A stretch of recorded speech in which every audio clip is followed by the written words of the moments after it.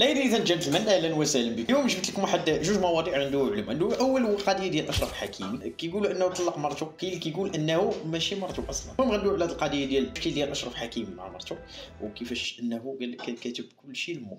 يا سلام، رضا. وعاوتاني غندويو على القضيه ديال واحد خونا كيقول انه داعيه، ولكن هو كيقولوا انه يعني هادو هما الناس اللي تيشوهوا الصوره ديال الاسلام. المهم حنا غادي ندوزو على هاد المواضيع بجوج، ونقول لك ما تنساش لايك سبسكرايب بارطاجيو وليتس جو.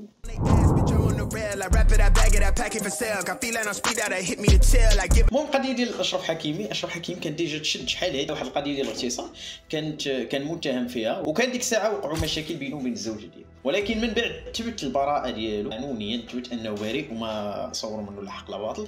ولكن في ديك اللحظه مرته رفعت الدعوه ديال الطلاق، كيقولوا ان ولكن في الاول كانوا هما جوج مشاكل، واش هي اصلا مرته ولا غير مصاحب معاها وهي طلبت الطلاق انها تاخذ النص ديال الثروه ديال، لان الا ما كنتوش عارفين في برا يقول لك ديما انه الا كانوا جوج مجوجين المراه كتاخذ النص ديال الثروه ديال الراجل. هادشي علاش كتلقى كريستيانو مثلا ما بغاش يتزوج بجورجين، وكتلقى بزاف ديال الوحدين غير مصاحبين وكتلقى والد معاه بحال بوبا والد جوج وهو ما مجوج.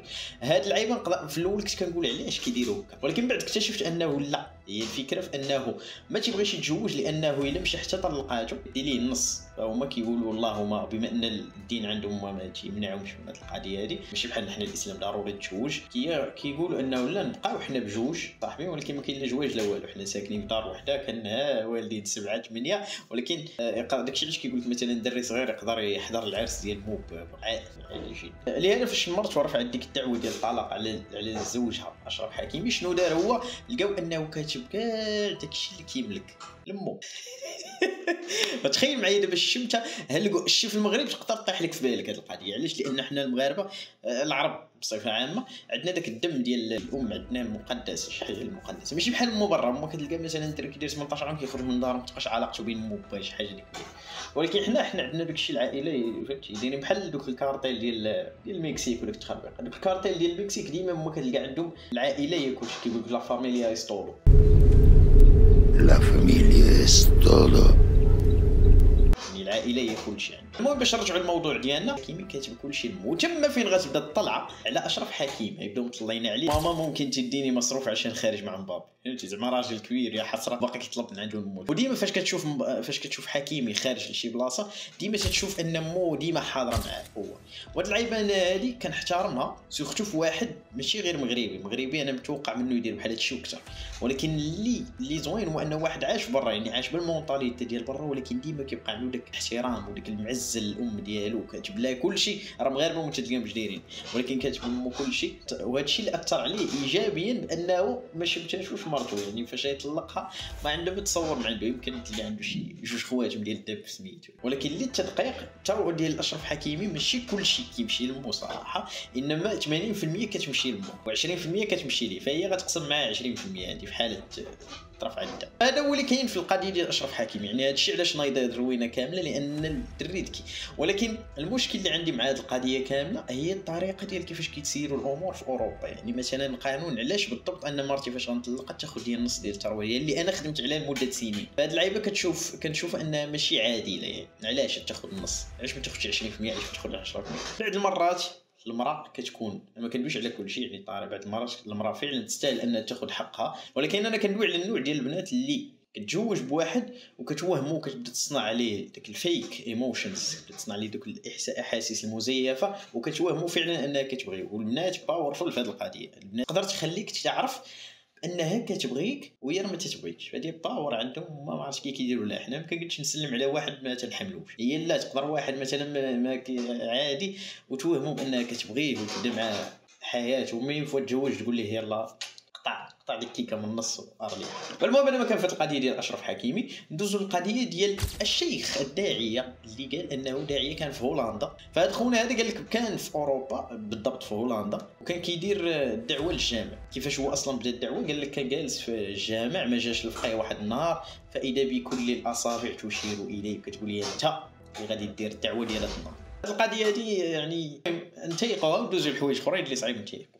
بعد خونا هذا اش كان كيدير؟ كان كيمشي للجامع مثلا وكيبغي يقول لهم انه مثلا غنجمعوا الفلوس من الجامع ولكن الفلوس ما غيمشيوش لينا حنا، الفلوس غيمشيو للجامع وغنديروا بهم صدقات وداك الشيء خير. نوريكم اصلا قبل ما نقول لكم شنو دار، نوريكم الطريقه كيفاش كان كينصب عليهم. لكم تحيد السلسله ديال هذه الذهب ولا تحيد هذاك وتبدا ان شاء الله الرحمن تقول هذا لله عز وجل، هذا ديال سيدي ربي سبحانه وتعالى.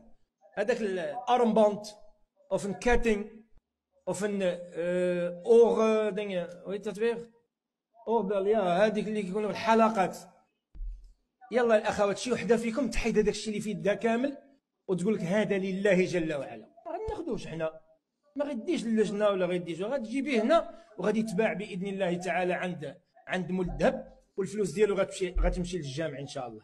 شكون في الاخوات تبدا هذه القضيه هذه ما شاء الله، وانتم عزيز عليكم وليداتكم وعزيز عليكم تشوفوهم مزيانين، عزيز عليكم تشوفوهم فرحانين في المساجد بحال هذا الوليد هذا اللي هنا. زيد يلا الاخوات. والذين يكنزون الذهب والفضة ولا ينفقونها في سبيل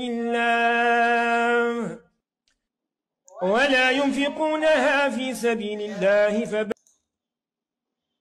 فبشرهم بعذاب أليم يوم يحمى عليها في نار جهنم فتكوى بها جباههم وجنوبهم وظهورهم هذا ما كنزتم لي. يكون شي واحد مثلا ما باغيش ينصب وفعلا باغي انه يعاون، الطريقه باش كيقولها كتحس بانه بغى ينصب عليك. فتخيل معايا دابا انه فاش ما صدقاتش ليه وحتى حد ما بغى يعطيه داك الذهب ديالو ولا داك الشيء اللي في يدو، شنو دار؟ جبد لهم ايه من القران انه بغى يقنعهم بها ياك. هذا الشباكيه ديال المغرب شي حاجه زوينه باللوز. لا صوبت هنا باللوز والعسل فارس. فهو قال لي بيعك قلنا لي غادي نبداو بك انت الاول ياك. 50 اورو متفقين؟ اتفقتوا نبيعوها ب 50 اورو للمسجد يا تبع للجامع. مزيان ياك اخويا؟ الله اكبر، قولوا الله اكبر. يا الريان ما شاء الله تعالى انت تكتب الله اكبر. الله يحفظك اخي الكريم. 50 يورو بارك الله فيك. هذا باينه فيه من وجهه يخلص، ما كاينش انا كون شفتو من اللي ما يخلصوش ما نعطيش الحلوه، ما يشداش في يده. كنعرف هذا كيقول لك بلاتي قيد، اش قيد؟ انا ما نحملش هذاك التقييد. ما غندير حتى نجيب لك الورقه هاك الله يرضى. عطينا شي وحده ناكلوا معاك. حيت قال لي فيها العسل الحر اخويا.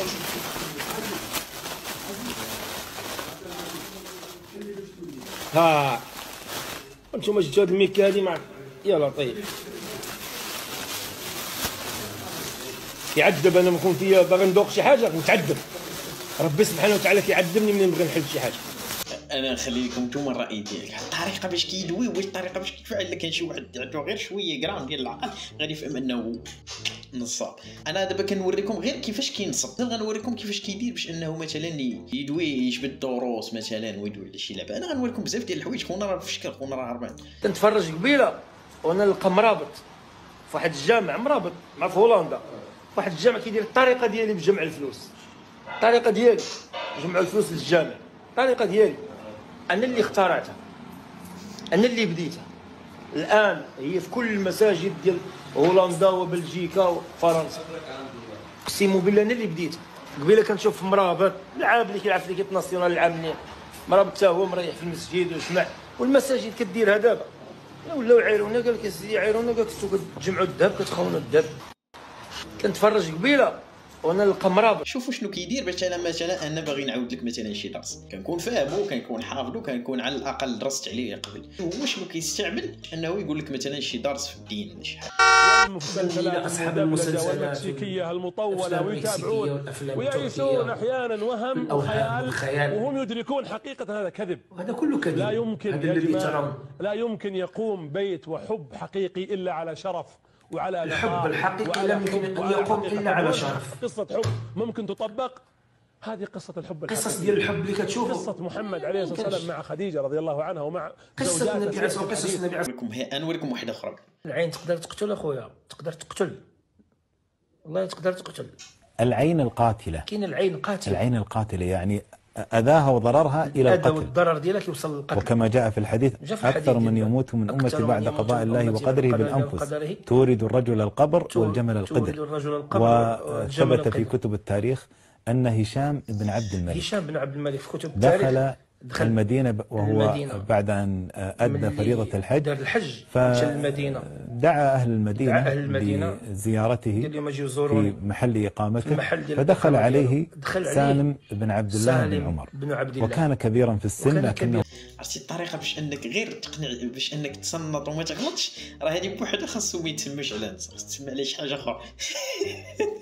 القصه ديال هاد خونا هذا شنو دار؟ انا قال لك مشى لاوروبا وكان كيجمع الذهب ديال الناس، مثلا الذهب ديال الناس كي مثلا كيديك الدعوه اللي وريتكم قبيل، كيجبد مثلا كيقول لهم راه حنا غنشدوا الذهب اللي غتعطيونا ولا الفلوس ولا وريفر، وغنهزوا داكشي وغادي نبيعوه وغنتصدقوا به على الشامل. واش دوك فلوس كاملين وجا رب نتبو جا للمغرب وفتح بهم مطعم مع طنجة في تطوان، المهم وحده فاتش، وفتح تما مطعم مزيان كبير تبارك الله، وبدا كيبيع داكشي. والناس تما ملي وصلتهم الناس اللي كان كيدير لهم الدعوه، اللي خدم من عندهم فلوس، عرفوا القضيه ديال انه شد فلوس ديالهم، رفعوا عليه واحد الدعوه قضائيه لهذا هو ما عندوش الحق انه يرجع لهولندا، لانه غيرجع في المغرب راه دار بها بيزنس ماضي باسم الدين، يعني نصب باسم الدين. هذه كانت هي القصه ديالنا، جوج قصص ديال اليوم. هذا هو اللي كان فضل الله ديالهم بجوج. الا عجبكم بحال المواضيع نبقاو ندويو على شي لعيبات اللي دايرين دابا واللي بغيتو تفهموهم اكثر، نحاولوا نناقشوهم كاملين. قولوا لي تحت في كومونتير